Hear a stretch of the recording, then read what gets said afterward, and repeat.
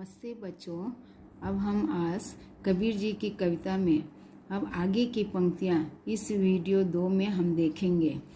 कबीर मान सरोवर सुभर जल हंसा केली कराही, मुक्ता फल मुक्ता चुगे अब उड़ी अनंत ना जाही। कबीर कहते हैं कि ईश्वर प्रेम मान सरोवर की तरह है, वह पवित्र है। मान सरोवर में रहने वाले हंस और कहीं जाने की इच्छा नहीं रखते।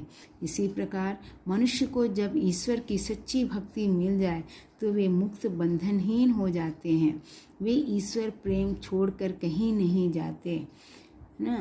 तो इस तरह इसमें कवि कहना चाहते हैं कि इस दोहे में कबीर ने ईश्वर प्रेम की महिमा का वर्णन किया है। कबीर एक महान समाज सुधारक कवि के रूप में माने जाते हैं। कबीर कहते हैं कि ईश्वर अपार है, अनंत है और पवित्र भी है। जिस तरह मान सरोवर में रहने वाले हंस कहीं और जाने की इच्छा क्यों नहीं रखते, क्योंकि उसे इतना लगन और प्रेम है ना, उसे और कहीं जाने की इच्छा नहीं होती। इसी तरह जो भगवान में लीन हो जाते हैं वे और कहीं जाना नहीं चाहते। तो जिन्हें भगवान की सच्ची भक्ति जिन्हें पाना है तो उसे हर बंधनों से विमुक्त हो जाना चाहिए, है ना। उन्हें सांसारिक मोह त्याग देना चाहिए, माया बंधन हर चीज़ से दूर होकर भगवान की भक्ति में लीन हो जाना चाहिए। इससे उन्हें भगवान की भक्ति ईश्वर की प्राप्ति भी होगी। इस पद की विशेषता यह है, इस दोहे में सच्चे ईश्वर प्रेम की विशेषता बताई गई है। अब हमारा दूसरा पद्य। प्रेमी ढूंढत मैं फिरो, प्रेमी मिले न कोई, प्रेमी को प्रेमी मिले सब विष अमृत होय। कबीर जी कहते हैं कि ईश्वर प्रेम का स्वरूप है, वह सभी प्राणियों से प्रेम करता है। अतः प्रेम के माध्यम से ईश्वर को प्राप्त करना चाहिए।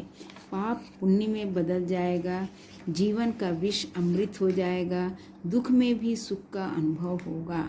दूसरों पर दया और प्रेम से ईश्वर प्राप्त होंगे।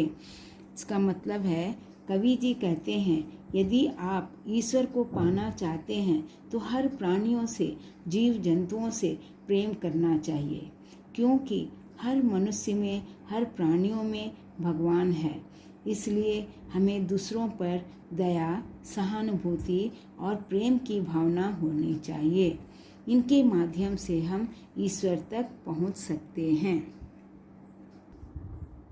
हस्ती चढ़िए ज्ञान को गनला। अब आगे पद्य पढ़ते हैं। हस्ती चढ़िए ज्ञान को सहज दुलीचा डारी, स्वान रूप संसार है भूकन दे झक बारी। कबीर कहते हैं कि आप ज्ञान रूपी हाथी पर स्वाभाविकता की कालीन बिछाइए, उस पर बैठकर भक्ति की यात्रा का आनंद लीजिए।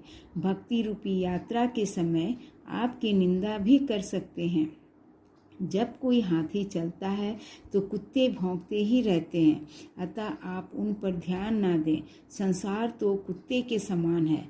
आप सच्चे पथ पर बढ़ते जाइए, अपना और संसार दोनों का कल्याण करते जाइए। इसमें कवि इस दोहे में ज्ञान मार्ग द्वारा ईश्वर प्राप्ति के लिए प्रेरित करते हैं। जब हम सच्चे रास्ते पर चलते हैं तो संघर्षों का सामना करना पड़ता है। जितनी भी बाधाएं हों, हम दृढ़ संकल्प होकर आगे बढ़ें तो कोई भी हमें आगे बढ़ने से रोक नहीं सकता और हम कभी अपने पथ पर विचलित नहीं हो सकते। विशेषता इसमें झक मारना मुहावरे का प्रयोग हुआ है।